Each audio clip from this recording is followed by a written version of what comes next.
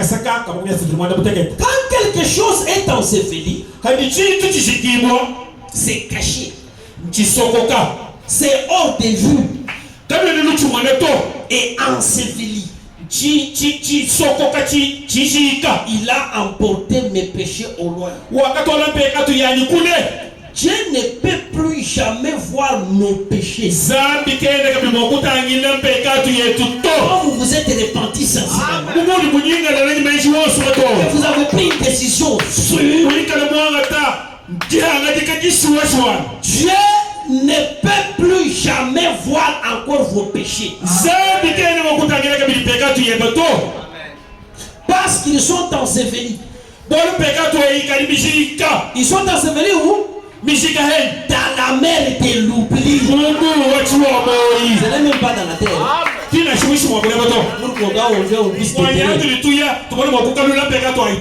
Dans la mer de l'oubli. C'est ça la différence entre Dieu et nous. Pensez à une mer.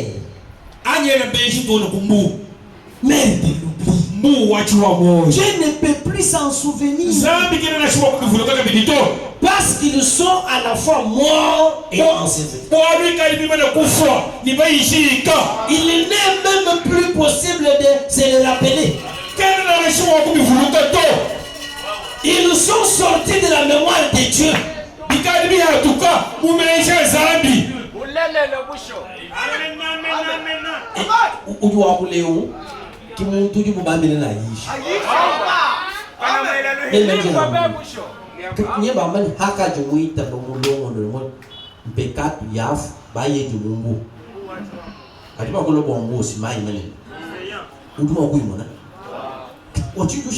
Je suis péché.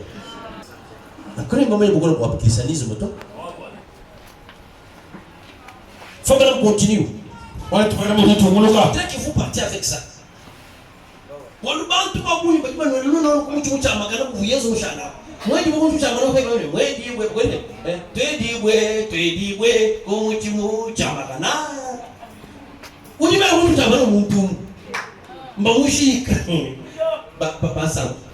Vous connaîtrez la vérité.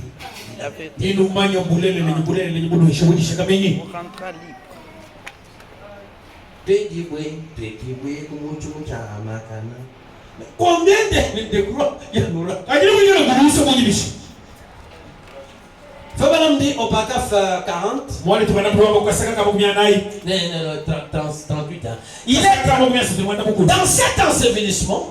Il était représenté dans l'Ancien Testament. Ils avaient un sacrifice d'expiation à la purification du sanctuaire. Et ce sacrifice d'expiation consistait en deux boucs.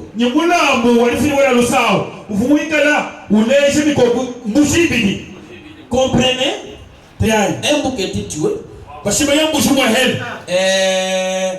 L'autre avait les péchés qu'on avait mis sur les boucs morts étaient mis sur les boucs vivants.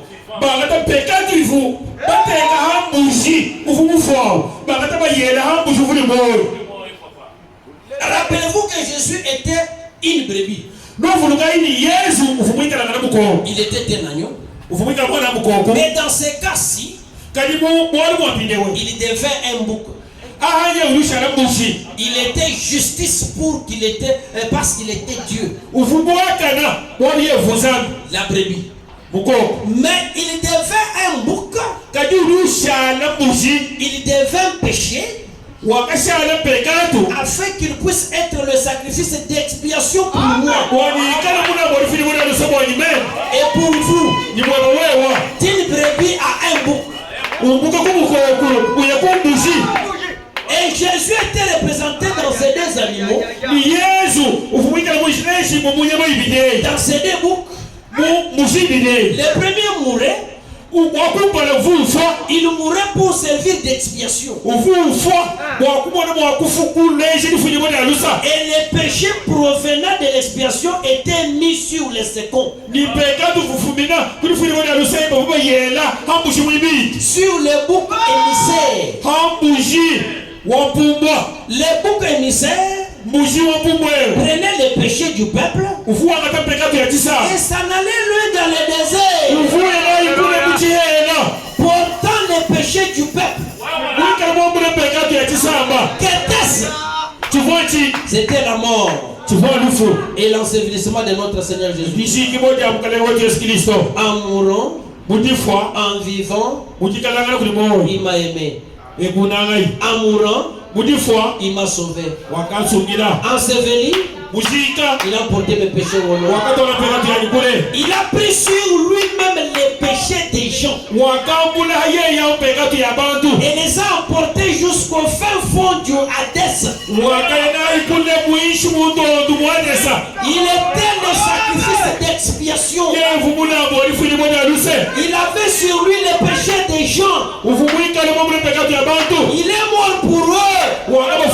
Et en plus, ces péchés ont été placés sur lui.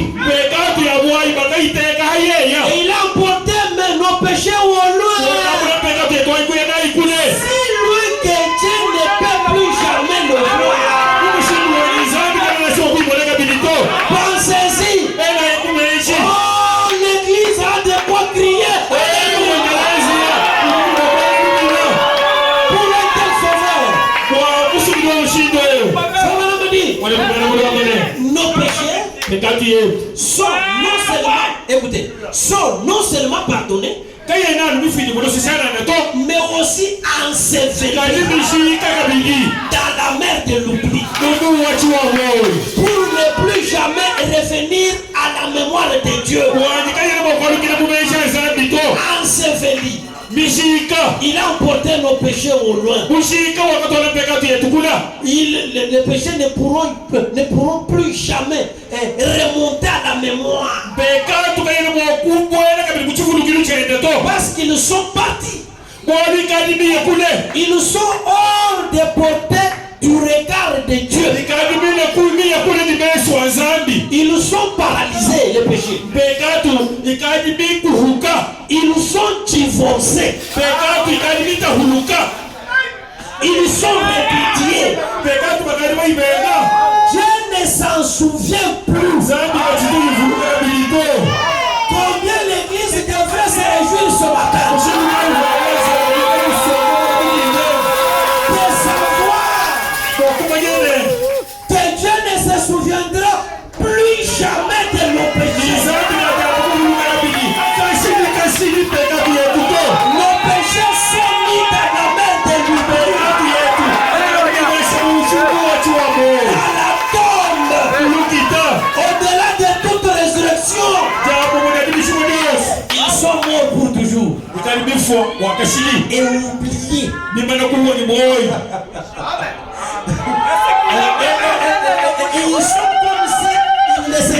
Ils sont comme s'ils ne s'étaient jamais produits.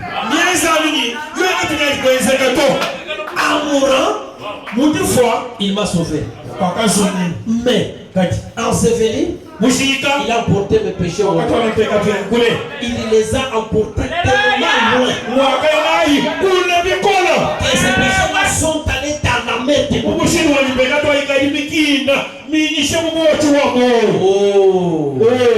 Nous savons que ces choses sont très certainement crues. Au milieu de nous, est-ce que vous voyez ça? Vous êtes sans péché.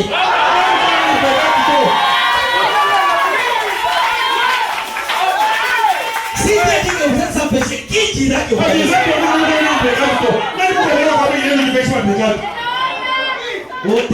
Qui a dit?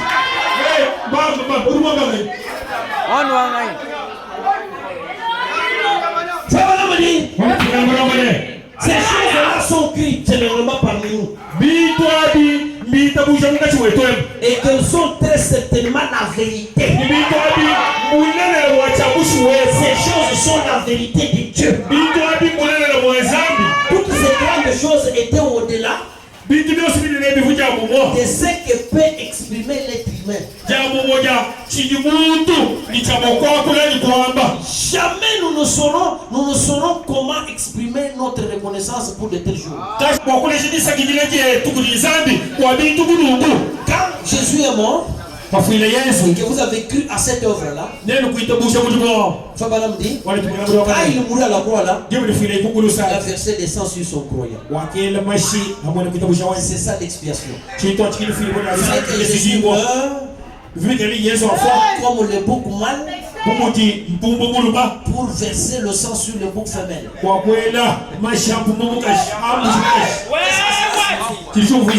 Fabalam dit, dans le même saut, le 7e saut, il dit ça dans la fête des trompettes. Ça c'est dans 475. Il dit, sous le même saut, le 7e saut, Dieu doit amener l'épouse des nations sous l'expiation.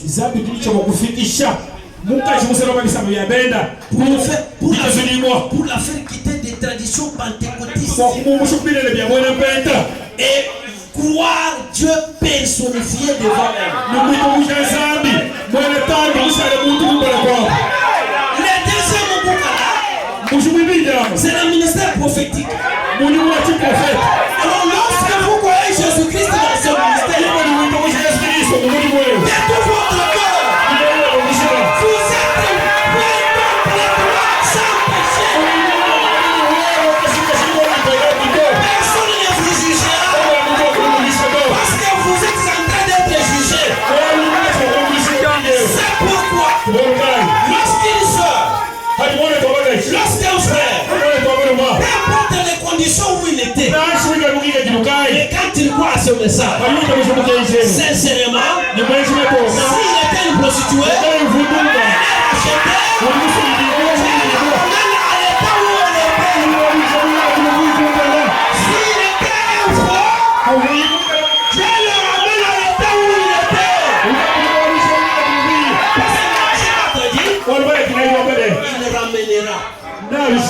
et racheter signifie ramener à l'état où